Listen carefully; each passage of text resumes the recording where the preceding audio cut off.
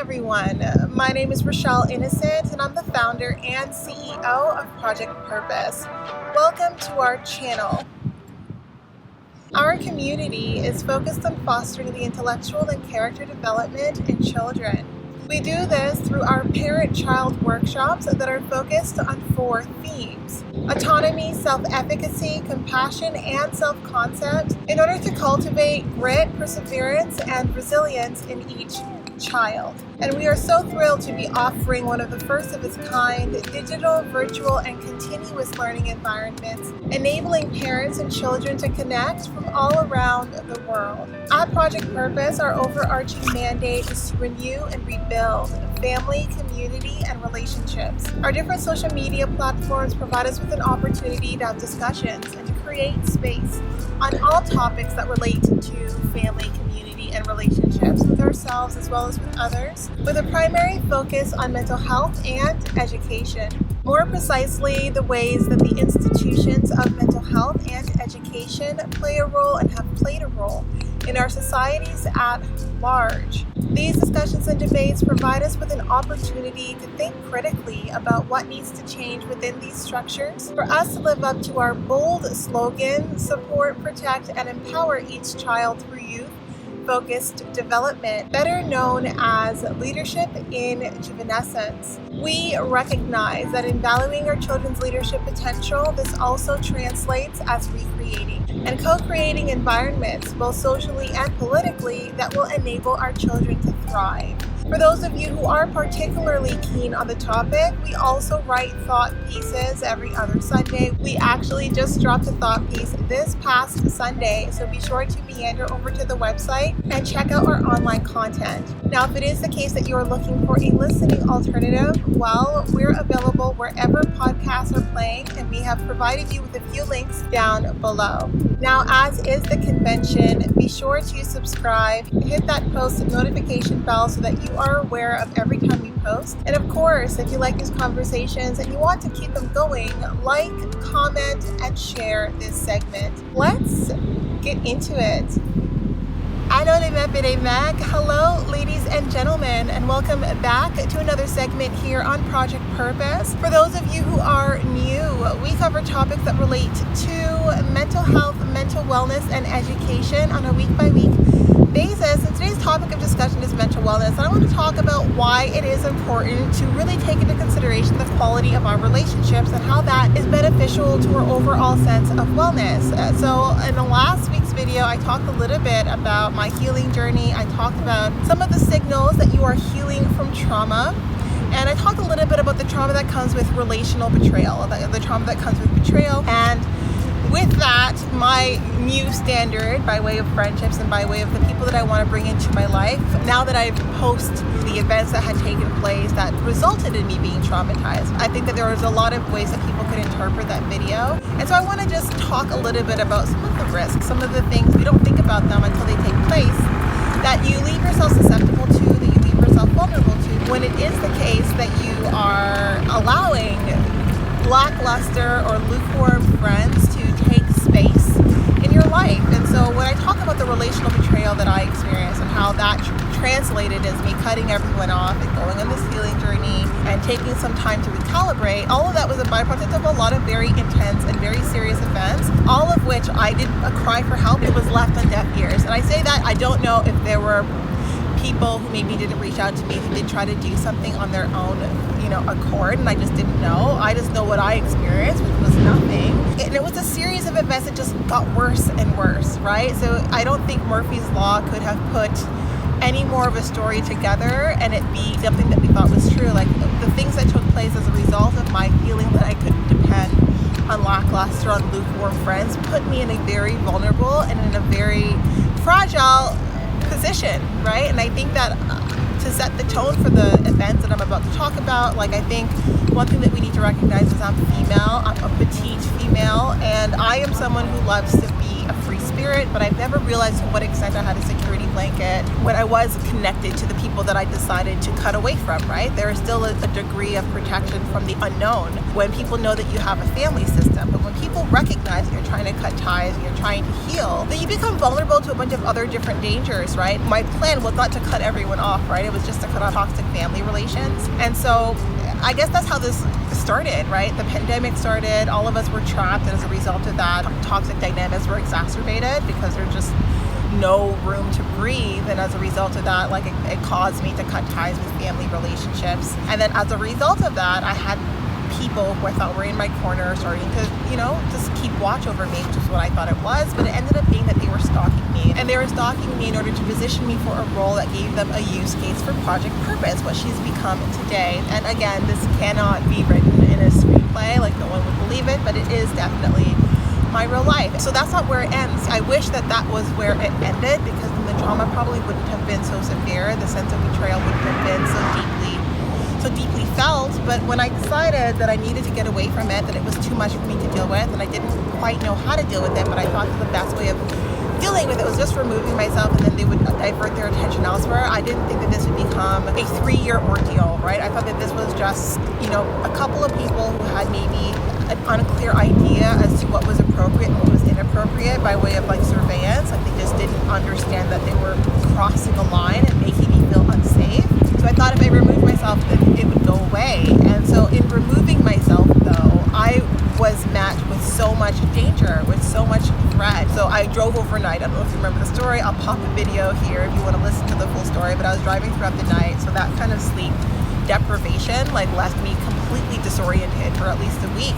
So I ended up staying in Thunder Bay for about a week, I remember. And then I was just reaching out to different people because I ended up giving my rental back to the car rental agency that I had rented the car from Toronto to Thunder Bay. And I was calling around trying to figure out, well, how do I keep going across the country? And as a result of that, as a result of me sharing my story and talking about wanting to start over, I ended up getting myself targeted to be abducted into a sex trafficking ring. And I honestly, in my 30s, I didn't think that I was the profile of someone that would be picked up and put in a sex trafficking ring. I didn't think that anyone would think that they would be successful in that endeavor.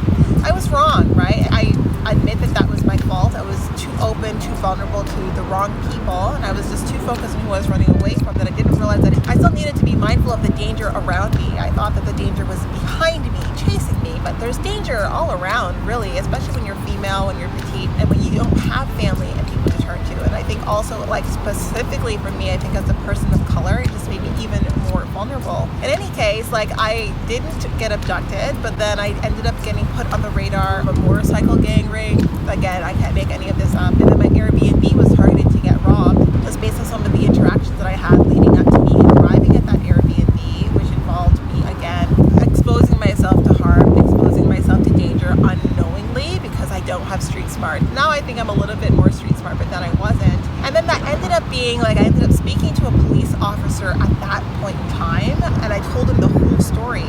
And I ended up being racially profiled and then criminally harassed by the police because they didn't think that I had a support system, right? And that ended up being something that blew up and blew out of proportion, and all because I was waiting on and leaning on lackluster, lukewarm friends. So when I think about all of the danger that I was exposed to and how much of that danger that I was exposed to were the people who were assessing my situation, assessing the people that I had in my network, and assessing that I didn't have people that I could depend on, and therefore was ripe for the picking. I was an easy pick. I could easily be just exploited, be victimized by predatory individuals who I kept meeting continuously along the way. And even by the time I got to Victoria, I ended up being sexually harassed by my landlord while also dealing with criminal harassment. And I was trying to talk to different lawyers at the time as to how to deal with it. I had filed complaints, and it just felt like this perfect storm. And when I think about the root of that perfect storm, it was me being reliant on people that didn't care to be reliable. And so that was the basis of my trauma. That was a lot of the reasons why I ended up leaving the country altogether. That was why that was the choice. And even when it came to the point where they started interfering and intercepting my groceries and tampering with my food, and I ended up calling different friends to see if they could send me the groceries over because they didn't know their Instacart login, so they wouldn't have known that the food was coming for me. And I had one friend just completely dismiss me and just shut the door on me, and I felt just so exiled, right? I guess that's the word for it. And it just felt like an all-around 360. It didn't matter where I turned, who I turned to. Like, I was just alone and needing to figure it out. And it was because the people that I thought I could rely on were people that I should have never put in that position to begin with. So I think that there is a lot of danger that comes with lackluster friends. There is a lot of risk and exposure that comes with lackluster friends that you don't want to learn the hard way. And I learned the hard way. I didn't realize to what extent I shouldn't trust these people until I needed to trust them. And that was the position that I don't want to ever put myself in again. And luckily, because I knew these people, for those who were predatory, who were trying to profile me, who were trying to create an environment that was very hostile for me, I think it didn't escalate as quickly as they would want it to, because they knew I could still pick up the phone and call. Like, I was trying to focus on not reaching out and mending bridges with people that I felt had burnt them. But I think that that possibility being there, and the fact that I had people with enough sway and influence, kept it from becoming a situation where I was, a cold case file, essentially, right? But it was getting to that point. That was what the perfect storm was brewing into when I ended up getting taken in to the programs for women escaping violence. And I was escaping violence. I was harassed. I had people doing rituals outside of my front door. I had people like slamming on the bottom of my apartment. Like, I was living above, it was a condo, and I was living above a garage. They were just kind of banging on the pipes of the garage. I had people opening my door and slamming it while I was taking a shower. Like, it was a true horror story, right? And that was my life, and I was exposed to all of that harm because I allowed myself to rely on the wrong people. So there is a lot of risk that involves friendships that aren't the most healthy. There is a lot of risk and exposure, especially when you're someone who's a person of color. I mean, even not that, like me being a woman, a person of color, very petite, and also very naive, scared, and afraid. I think it was just the right combination of things to make me a perfect target. And I remember even the police officer, when I was explaining to him like what was taking place and how I was targeted to be sexually abducted, and I was at that point just completely terrorized. I was bawling my eyes out, and rather than respond with empathy, he said something along the lines of, I was just mentioning how like I don't fit the profile. I'm not someone who has a history of drug abuse. I'm not someone who has a history of mental health issues. Like, I'm not someone who's completely disoriented. Like, I didn't understand why I was targeted by this group of individuals. That at that point in time, I didn't know anything about sex trafficking and how they targeted individuals, and how I was just a perfect target, being that I was on the run, I was starting afresh, and no one knew where I was, and I wanted it that way. So that was the basis of why I was targeted. But he responded with, well, who wants a pinch over, they can get a race car. So I was completely objectified in that situation. So a lot of these situations are still ongoing, but they're not as dire as what they were when it all had started. But it's the reason why now, like, I see that there is great benefit in friendships, but great risk if you choose the wrong one. So I wanted to come here and I wanted to talk about that. I wanted to give it context and color, because I don't think everyone knows to what extent what I went through for 2.5, 3 years before I ended up moving out of the country, and what I'm still dealing with to some extent, to varying extents, even now. So be mindful of the friends you keep, be mindful of the people you trust, make sure that they're trustworthy, make sure that they're reliable. There are certain traits that you just are non-negotiable when it comes to friends. Like, people who, if you are in trouble, will respond. They won't respond with indifference and with coldness. So that was the topic for today. Heavier than I think the first video this week, but definitely important, because it is definitely a significant factor that plays into wellness that you don't want to realize was the weakest link when you're in a situation like the ones that I've described. So hopefully that was helpful to you. Hopefully that gives you the added insight that you were looking for potentially.